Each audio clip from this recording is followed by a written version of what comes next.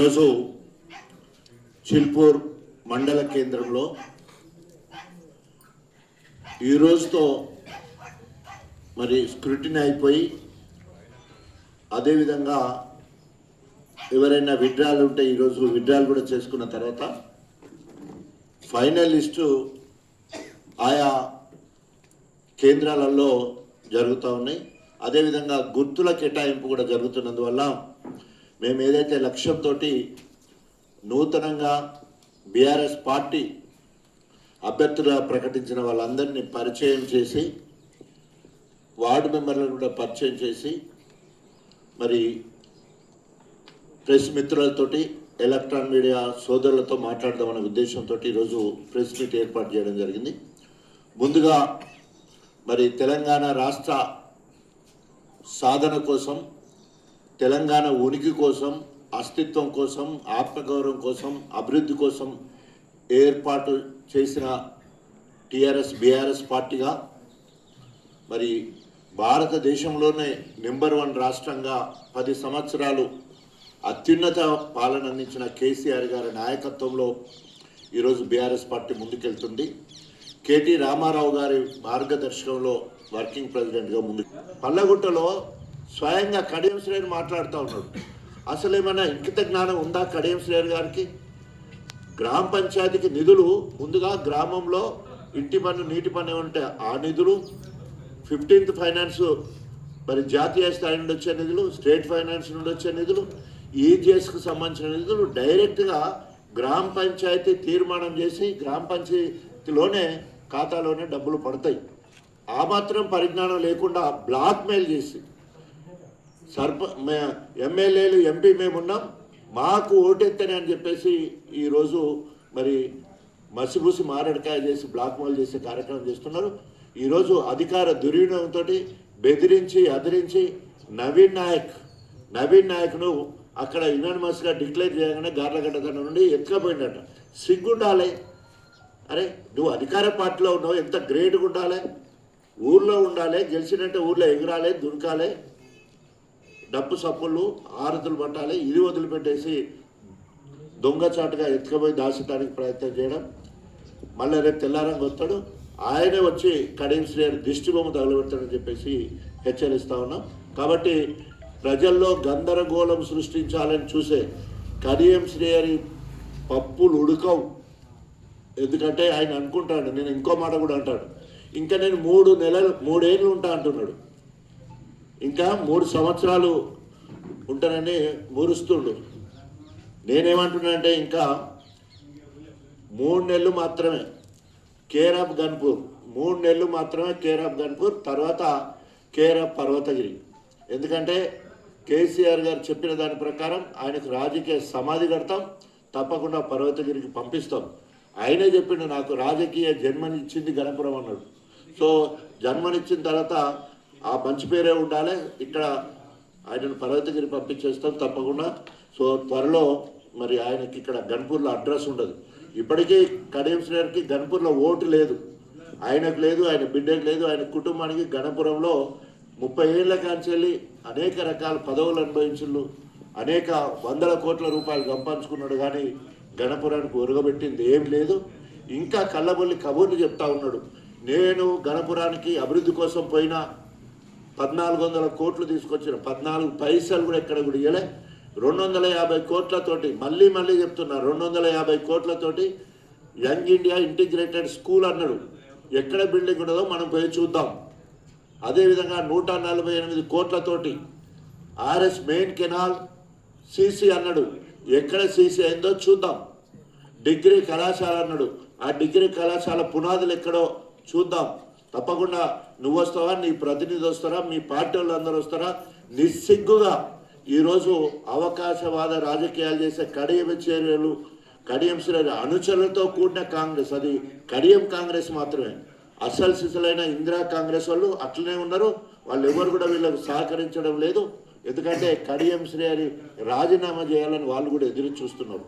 ఈరోజు ఏదో నేను రాజీనామా చెయ్యి అని చెప్పి నిస్సిగ్గుగా ప్రకటించడాన్ని గన్పూర్ ప్రజలు జీర్ణించుకోలేకపోతున్నారు. ఎందుకంటే చాలామంది మరి అనేక మంది త్యాగాల పునాదుల మీద తెలంగాణ రాష్ట్రాన్ని సాధించాలంటే కేసీఆర్ పిలుపునందుకొని అధికార కాంగ్రెస్ పార్టీ ఎమ్మెల్యే పదవికి రాజీనామా చేసి తెలంగాణ జెండా పట్టుకొని గన్పూర్కి వస్తే గన్పూర్ ప్రజలు 4 సార్లు బ్రహ్మరథం పట్టిరు. అది కదా మొగతనం అంటే. నీ లెక్క నిస్సిగ్గుగా బీఆర్ఎస్ మేనిఫెస్టో మీద బీఆర్ఎస్ కార్యకర్తల కష్టంతో బీఆర్ఎస్ పార్టీ ఫండ్తోటి కేసీఆర్ గారు వచ్చి ప్రచారం చేస్తే నువ్వు గెలిచి ఈరోజు తిన్నింటి వాసాలు లెక్క పెట్టే విధంగా నేను రాజీనామా చెయ్యననే విషయానికి వచ్చినప్పుడు నిజంగా ఇంకా నీకంటే ఏమంటారు నీతి మాలిన ఇది జిత్తుల మారి నక్క అంటే కడియం శ్రీహరే. ఆయన గురించి ఎంత మాట్లాడడం కూడా వేస్ట్. 1,000 కోట్లు అంటే 1,00,000 కోట్ల రూపాయలు రైతు ఖాతాలో జమ చేయడం జరిగింది. రైతుకు 24 గంటల ఉచిత నాణ్యమైన కరెంట్ ఇవ్వడం జరిగింది. అది చెర్ల మోటార్ వేసుకున్నా, కాలువల మోటార్ వేసుకున్నా, బాయిల మోటార్ వేసుకున్నా, బోర్లో మోటార్ వేసుకున్నా కూడా, ఎన్ని హెచ్పి మోటార్ అయినా కూడా, ఎన్ని కిలోమీటర్ల వరకు పైప్ లైన్ వేసుకున్నా కూడా వారికి ఫ్రీగా ఉచిత వారం నెలలకు ముందు ఇచ్చిన సందర్భం మనకు తెలుసు. ఆ రైతుకు కనుక తండ్రి తల్లులు ఉండేది ఉంటే ఆ రైతు మీద ఆధారపడకుండా 200 ఉన్న పెన్షన్ 2,000 చేయడం జరిగింది. అదేవిధంగా ఆ రైతు బిడ్డ ఉంటే కళ్యాణ లక్ష్మి పేరుతో 1,00,000 రూపాయలు ఇవ్వడం. ఆ ఇంట్లో ప్రతి ఇంటి ఇల్లాలకు మహాలక్ష్మి పేరుతో 2,500 నెలకి ఇస్తారని ఇప్పుడు 2 సంవత్సరాలైంది. అతి లేదు గతి లేదు. ఆ రకంగా ఇప్పటి వరకు ఈ ఊరిలో ఒక ఇల్లు తీసుకుంటే ఆ ఇంటికి ఇప్పటి వరకు కేసీఆర్ పథకాలే అందుతున్నాయి. ఒక ఊరు తీసుకుంటే ఊర్లో గ్రామ పంచాయతీ భవన్, ట్రాక్టరు, ట్రాలీ, ట్యాంకరు, నర్సరీ, పల్లె ప్రకృతి వనము, అదేవిధంగా శ్మశాన వాటిక, అదేవిధంగా క్రీడా ప్రాంగణము, తర్వాత పాడుబడ్డ ఇళ్ళని తీసేయడము, బుషెస్ ఎక్కడైతే దోమలీగలకు ఏదైనా పాత బాయిలు కూడిపోయడం ఇవన్నీ కూడా చేసి శుభ్రతలో గ్రామం ఫస్ట్ వచ్చే విధంగా మౌలిక సదుపాయాలన్నీ కూడా కల్పించి సెగ్రిగేషన్ షెడ్, డంపింగ్ యార్డు ఇట్లాంటి అనేక కార్యక్రమాలు ఊరుకు చేయడం జరిగింది. ఊరు బయటకు వెళ్తే మిషన్ కాకతీయ ద్వారా ఈ ఊర్లో ఉన్న చెరువులు కుంటలన్నీ కూడా మరమ్మతులు చేసిన చరిత్ర కేసీఆర్ గారిది. ప్రతి చెరువు నింపిన చరిత్ర కేసీఆర్ గారిది. అదేవిధంగా ప్రతి ఊరికి సంబంధించిన బీటీ రోడ్లు ఇక్కడి నుంచి వెళ్ళి మన ఒక చిలుపూరు తీసుకుంటే ఇక్కడ నుండి మనం కిష్టాదిగూడెం రోడ్ వేసుకోగలిగినాం. తర్వాత సెంట్రల్ లైటింగ్ తీసుకొచ్చేసి పెద్ద ఎత్తున మనము రోడ్డు వైడనింగ్ చేసుకోగలిగినాం. ఇక్కడ చిలుపూరు అనేక రకాలుగా అభివృద్ధి జరిగిందంటే మొత్తము బీఆర్ఎస్ ప్రభుత్వ హయాంలోనే జరిగింది. కాబట్టి ఓటు అడిగే హక్కు బీఆర్ఎస్ పార్టీకి ఉంది, బీఆర్ఎస్ కార్యకర్తలకే ఉందని చెప్పేసి మనం తప్పకుండా ఇంటింటికి పోయి ఓటు అడిగే హక్కు తప్పకుండా బీఆర్ఎస్ పార్టీ బలపరిచిన అభ్యర్థులకు ఉంది. బీఆర్ఎస్ పార్టీ కార్యకర్తలు గొప్పగా ధైర్యంగా గల్లా ఎగిరేసి ఇంటింటికి పోయి ఓటు అడగవచ్చు.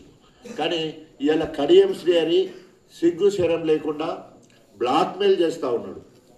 ఈరోజు గ్రామ పంచాయతీకి నిధులు కావాలంటే ఎమ్మెల్యే ఎంపీ ఉంటేనే వస్తాయంటాడు. ఇంకిత జ్ఞానం లేదు. ఈరోజు 15th ఫైనాన్స్ పేరుతోటి 3,000 కోట్ల రూపాయలు కేంద్రం దగ్గర పెండింగ్లో ఉన్నాయి. అది ఎంపీతోని ఎమ్మెల్యే అయిన రావాలి కదా, మరి ఎందుకు రాలే ఇప్పటి వరకు? నిస్సిగ్గుగా 2 సంవత్సరాలైనా ఎలక్షన్లు పెట్టలేని దీనస్థితిలో ఇవాళ కాంగ్రెస్ పార్టీ ప్రభుత్వం ఉన్నది. ఎక్కడ ఎలక్షన్లు పెడితే ఓడిపోతామనే భయంతో ఇన్ని రోజులు ఎలక్షన్లు పెట్టలేదు. 42% బీసీలకు రిజర్వేషన్ అని మోసం చేసి నకిలీ జీవోలు ఇచ్చి ఈరోజు బీసీలకు ఏమంటారు గుండు సున్న పెట్టి ఇవాళ ఎక్కడ కూడా బీసీలకు న్యాయం జరగని పరిస్థితి. ఎక్కడో 42% కాని నుండి ఎక్కడికి పడిపోయిందంటే 17% రిజర్వేషన్లు ఇచ్చే కాడికి వచ్చింది బీసీల పరిస్థితి. సో ఈరోజు ఎప్పుడు గ్రామ పంచాయతీ ఎన్నికలు వచ్చినా మా కర్రు కాల్చి వాత పెడతారనే భయంతో 3,000 కోట్ల రూపాయలు తీసుకురాలేక మరి జనవరికి అయితే మురిగిపోతాయనే ఉద్దేశంతో హడావుడిగా ఎన్నికలు పెట్టడం జరిగింది. మేము ఎప్పటి నుంచో సిద్ధంగా ఉన్నాం. ఎప్పుడు ఎన్నికలు పెట్టినా కూడా కాంగ్రెస్ పార్టీకి కర్రు కాల్చి వాత పెట్టడానికి ప్రజలు సిద్ధంగా ఉన్నారు. ఎందుకంటే నమ్మి నానబోస్తే పుచ్చి బుర్రలైనట్టు ఇలా ప్రభుత్వం మొత్తం కూడా అట్టర్ ఫ్లాప్ ప్రభుత్వం కాంగ్రెస్ ప్రభుత్వం. వాళ్ళేమో రేవంత్ రెడ్డి అక్కడ ఢిల్లీకి పోతే ఇప్పుడు 60సారి ఢిల్లీకి పోయాడు, పోతాడు, బడాబాయిని కలిసి వస్తాడు ఈ చోటాబాయి, కానీ పైసా మాత్రం అక్కడి నుంచి వచ్చు లేదు. చెప్పులు ఎత్తుకపోయే దొంగను చూసినట్టు చూస్తున్నారు నన్ను ఏం చేస్తారు, ఇవ్వకపోతే కోసుకొని తింటారా, పోగులు వేసుకుంటారా అని నిస్సిగ్గుగా ఇవాళ రేవంత్ రెడ్డి మాట్లాడడం. అదేవిధంగా బెస్ట్ ఆఫ్ లక్ కూడా ఎంతోమంది పోటీ పడ్డా ఆ పోటీలో నుండి ఒక్కరిగా పార్టీ గుర్తింపు పొందినందుకు వారికి హృదయపూర్వకంగా కృతజ్ఞతలు. అదేవిధంగా మరి బెస్ట్ ఆఫ్ లక్ కూడా చెప్తున్నా, ఎందుకంటే వారం రోజులు కష్టపడి మరి బీఆర్ఎస్ ప్రభుత్వం చేసిన సంక్షేమ అభివృద్ధి కార్యక్రమాలు ప్రజలకు చెప్పి మరి తప్పకుండా గెలవాలనే లక్ష్యం. సో ఈ రోజుతోటే బోని పడ్డది మాకు. గార్లగడ్డ తండ నుండి నవీన్ నాయక్ ఉద్యమకారుడు, మరి కడియం శ్రీహరిని అడుగడుగున అడ్డుకున్నోడు, సోషల్ మీడియాలో ఆడుకున్నోడు, తర్వాత రమేష్ నాయక్ తోడుగా ఉండి మండల ఇన్ఛార్జ్ రమేష్ నాయక్ మాజీ మార్కెట్ వైస్ చైర్మన్ తోడుగా ఉండి మరి కార్యక్రమాలు చేస్తుంటాడు. ముందుగా అతనికి హృదయపూర్వక శుభాకాంక్షలు తెలియజేసుకుంటూ ఈరోజు నాతో పాటు పెద్దలు ఆకుల కుమార్ మన కుడా డైరెక్టర్ గారు, అదేవిధంగా నియోజకవర్గ కన్వీనరు, నాకు ఎప్పుడు చేదోడు వాదోడుకుంటే నాయకులు, ఈ మండలానికి రాబోయే వారం రోజుల వరకు ఎన్నికల్లో అత్యధిక స్థానాలను గెలిపించడం కోసం వారిని మండలానికి ఇన్ఛార్జ్ చేయడం జరిగింది. వారికి అదేవిధంగా నియోజకవర్గ కోఆర్డినేటర్, కేఎంఆర్ వ్యవస్థాపక సిఇఓ, అంతేకాకుండా అనాలిసిస్ జర్నలిజం అంటే ఏ రకంగా ఉండాలో గొప్పగా ఈరోజు ప్రజల్లో గుర్తింపు పొందిన మనోజ్ రెడ్డి గారు, అదేవిధంగా వారిని రంగనాథ్పల్లి ఇన్ఛార్జిగా కూడా వేయడం జరిగింది. వారికి అదేవిధంగా మా బాలరాజు సీనియర్ ఉద్యమ నాయకుడు, మాజీ సర్పంచ్ గారు, అదేవిధంగా ఈరోజు కొద్ది సమయంలోనే సమయం తీసుకొని నేను వచ్చిందని తెలిసి మరి తమ్మల్లి రాజు సర్పంచ్ మాజీ అభ్యర్థి ఇప్పుడు, అదేవిధంగా గుర్రాల విజయ నాడికి వచ్చుడో, సీఎం రిలీఫ్ ఫండ్ చెక్కులు ఇచ్చుడో, కళ్యాణ లక్ష్యం చెక్కులు ఇచ్చే తప్ప ఏ ఊరికి ఒక పైసా పనిచేయలేదు, ఏ ఊరికి పోయి ఓటు అడిగే హక్కు లేదు. 2 సంవత్సరాలలో ఒక్క రూపాయి పని కూడా ఒక్క ఊరికి చేయకుండా ఏ ముఖం పెట్టుకొని మళ్ళీ నేను 3 సంవత్సరాలు నేనే ఉంటానని చెప్తున్నాడో ఆయనకే అర్థం కావాలి. ఈరోజు మరి ఇంకొకటి, ఎక్కడ పోయినా ఏం మాట్లాడాలో తెలియక పెద్దోళ్ళని విమర్శిస్తే నేను పెద్దోళ్ళని అవుతానని చెప్పేసి మరి నిరంజన్ రెడ్డి గురించి, జగదీష్ రెడ్డి గురించి, ప్రశాంత్ రెడ్డి గురించి, కేటీఆర్ గురించి, హరీష్ రావు గురించి, కేసీఆర్ గురించి తిట్టాడు. ఏం పోయే రోగమో ఆయనకు, గురువింద గింజ అంటారు కదా, మొత్తము ఏదో కవిత వచ్చి మాట్లాడిందంట. ఇది 24 అంతస్తులతోటి భారతదేశంలోనే అతిపెద్ద మరి ఏమంటారు 24 అంతస్తుల భవనం, అది హెల్త్ సిటీ లాగా ఉండాలని మొత్తం తెలంగాణ మొత్తంలోనే పెద్ద హాస్పిటల్ మన వరంగల్కి తీసుకొచ్చినాం. 80% పనులు అయిపోయినాయి. దాని మీద రివ్యూ చేసి కంప్లీట్ చేసే దిక్కు లేదు అక్కడ. కానీ దాని మీద ఆమె వచ్చి ఏదో ఎస్టిమేషన్స్ ఎక్కువైనాయి, 700 కోట్లు ఎక్కువైనాయి అని చెప్తున్నారు. మరి ఈ గణపురం నియోజకవర్గంలో Uppugal main canal, Uppugal reservoir Kanchelli main canal 476, దయచేసి ప్రెస్ మిత్రులు ఇది క్లియర్గా రాయాలి. ఎందుకంటే 476 కోట్లతో అయిపోతుందని గతంలో ఇచ్చిన ఎస్టిమేషన్కు 520 కోట్లు పెంచి, అక్కడ దాన్ని అన్నావు కదా, 525 కోట్లు పెంచి 1001 కోటి రూపాయలతోటి మరి అప్రూవల్ తీసుకోవడం జరిగింది. దీన్ని ఏమంటారు మరి, అక్కడ జీవీఆర్ కాంట్రాక్టరు కడియం శ్రీహరి బినామీ అనేక సంవత్సరాల నుండి మరి ఆయనను పెంచి పోషిస్తున్న కడియం శ్రీహరి గారు, నీ దగ్గర గురువింద నీ దగ్గర నల్ల మచ్చబెట్టుకొని ఎవరెవరి గురించో మాట్లాడుతావు, కవిత గురించి మాట్లాడుతున్నావు కదా. ఒకవేళ కనుక కవిత గారు గణపురంకి వచ్చేది ఉంటే నీ బండారం బయట పెడుతుంది. ఎందుకంటే ఆయన ఎన్నిసార్లు కడియం శ్రీనాథన్ కవితక్క దగ్గర పోయి ఏమేమి తెచ్చుకున్నది అన్నీ కూడా కవితక్క బయట పెడుతుంది తప్పకుండా. ఎందుకంటే తెలంగాణ ఉద్యమానికి నష్టం చేసిన వాళ్ళను, మోసం చేసిన వాళ్ళను కవితక్క నిలదీస్తుంది అక్కడికక్కడ. సో కాబట్టి ఉద్యమకారుల పక్షాన కవితకు ఉంటుంది. ఏదేమైనా గల గణపురానికి కనుక వస్తే మాత్రం కడియం శ్రీహరి కథ చెప్పుడు మాత్రం పక్కా. ఎప్పుడు వచ్చినా కూడా కవితక్క కడియం శ్రీహరి కథ చెప్పడానికి అవకాశం ఉంది. తర్వాత ఈరోజు సర్పంచ్లు వాళ్ళ పీరియడ్ అయిపోయి దాదాపు 2 సంవత్సరాలు కావస్తుంది. అనేక మార్లు వాళ్ళ బిల్లులు కావాలని సెక్రటరేట్ పోయి ధర్నాలు చేస్తే వాళ్ళని అరెస్ట్ చేసి సర్పంచ్లను అరెస్ట్ చేసి జైల్లో పెట్టిన చరిత్ర రేవంత్ రెడ్డి ప్రభుత్వానికి. యూరియా కావాలని రైతులు ధర్నా చేస్తే జైల్లో పెట్టిన పరిస్థితి, రైతులను జైల్లో పెట్టిన పరిస్థితి. యూరియా ఇవ్వలేని నిస్సిగ్గు కాంగ్రెస్ ప్రభుత్వం. 106 మంది రెసిడెన్షియల్ పాఠశాలకు సంబంధించిన విద్యార్థులకు చనిపోతే ముక్కిపోయిన బియ్యము, తర్వాత పురుగుల అన్నము, అదేవిధంగా పాములు తేళ్లు కరిచి చనిపోతే వాళ్ళకి సరైన తిండి పెట్టకపోతే సిఎంఆర్ఎఫ్ అంటే ముఖ్యమంత్రి సహాయ నిధి నుండి 60 కోట్ల రూపాయలు తీసుకొచ్చి పిల్లలకు భోజనం పెట్టే పరిస్థితి ఈ రాష్ట్ర ప్రభుత్వాన్ని. ఇక ఏం మాట్లాడదాం వాళ్ళ గురించి? దాదాపు 164 మంది ఆటో డ్రైవర్లు చనిపోయినలు వాళ్ళ నోటికాడి బుక్కగా మరి గుంజుకొని సంవత్సరానికి 12,000 ఇస్తాను, ఇప్పటి వరకు వాళ్ళకు ఒక్క పైసా ఇవ్వలేదు. కౌలు రైతులకు ఒక్క పైసా ఇవ్వలేదు. ఇట్లా చెప్పుకుంటూ పోతే అట్టర్ ఫ్లాప్ గవర్నమెంటు కాంగ్రెస్ ప్రభుత్వం. అందుకనే కాంగ్రెస్ పార్టీ అభ్యర్థులకు కానీ వారి కోసం గెలిపించడానికి మరి కడియం శ్రీహరి గారు వస్తే ఊర్లలోకి వస్తే తరిమి కొట్టాలని డిమాండ్ చేస్తూ ఓటు అడిగే హక్కు కాంగ్రెస్కు లేదు.